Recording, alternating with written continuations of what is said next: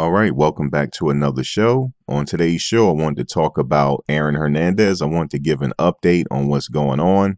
Mainly, I wanted to talk about his co-defendant, Ernest Wallace. Now, as you know, Aaron Hernandez, he was convicted of first-degree murder. He was sentenced to life in prison for the shooting death of Odin Lloyd. Now, again, Ernest Wallace and Carlos Ortiz, we know that they were with Aaron Hernandez on the night of the murder. But they decided to they decided to have separate court cases for all three of them. And the second up to bat was Ernest Wallace. Now, I couldn't give any updates on this case because the judge, Susan Garsh, she didn't allow cameras in the courtroom, so we couldn't actually watch the case because one of the jurors, I heard, was accidentally seen on the camera. So she didn't allow the cameras in the court, so we really couldn't give an update on the Ernest Wallace case. Now, I'm actually a little over a week I'm a little past a week of giving an update because his case is now over. I didn't even know this. I just happened to do a search on him and saw here that his case is over. Now, it says here, Aaron Hernandez associate, Ernest Wallace, he was convicted of accessory to murder. Now, that's pretty big that he actually avoided a life sentence here. Now, it says here, again, associate of former Patriots tight end Aaron Hernandez. He has been sentenced to prison after he was convicted of accessory to murder in the death of Odin Lloyd.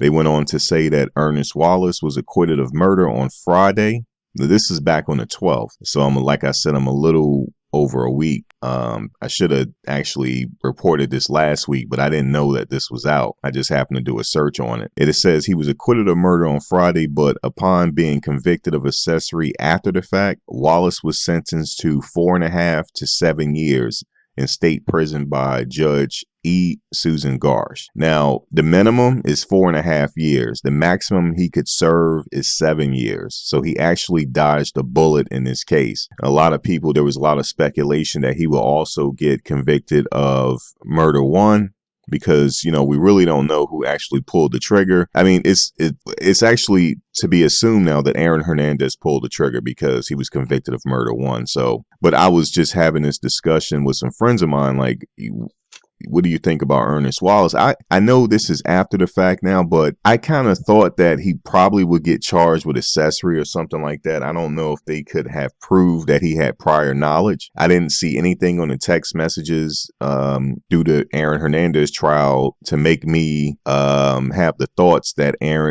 Ernest Wallace knew that Aaron Hernandez was going to commit this murder. Now, I'm not even sure if Ernest Wallace testified in this case. That there's no information. I can't find anything. The only thing that I have here that he was convicted of accessory after the fact. That's all I have here. And again, they said the minimum is 4.5 years to maximum 7 years in prison, in state prison. And that's all we have on Ernest Wallace. Now, it said here, prosecutors have recommended that Wallace receive 7 years, the maximum sentence allowable. But it says here that she sentenced him to 4.5 maximum 7. Now, just wanted to read what Susan Garsh had to say here. She said, I very much respect the jury's verdict. They apparently felt there wasn't sufficient evidence to prove Mr. Wallace and Mr. Hernandez were acting in concert to kill Odin Lloyd. I'm happy that the jury found the defendant guilty of accessory after the fact to murder and was involved in an attempt to cover up the crime. I am pleased he will serve in state prison. I'm pleased that he will serve his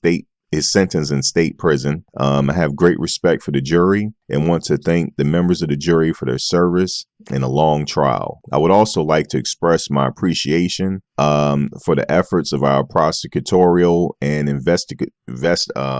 investigator team. They have made great personal sacrifices to obtain justice for Odin Lloyd, his family, and the community. And it says here, Hernandez still faces a double murder trial in Suffolk County. Now, again, there it is. That's all we have for Ernest Wallace here. That's the only thing we have. Like I said, I couldn't cover it because she took the cameras out the courtroom. Now, Carlos Ortiz, I believe his trial is going to start in September. So I'm assuming that they will have cameras in the courtroom for his trial. But I think in my opinion, he should breathe a sigh of relief as well, because if Ernest Wallace got charged with accessory after the fact, I'm assuming that he's going to get he's going to see his fate as the same. He's going to get charged. He's going to get convicted of accessory after the fact. So I will provide updates as they come.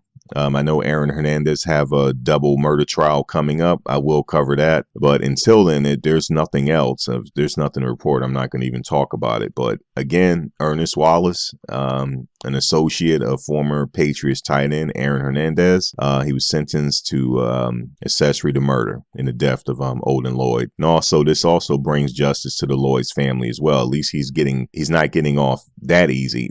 In the scope of things, Ernest Wallace did get off easy. He was facing life in prison just like Aaron Hernandez, and without the possibility of parole. But hey, would you willing to do 4.5 to 7 years, or would you do life? So he really did, if you look at it and put it all in perspective, he did get off easy. But that's all I have. I'd like to hear your comments and your thoughts on Ernest Wallace. Do you think he got off easy?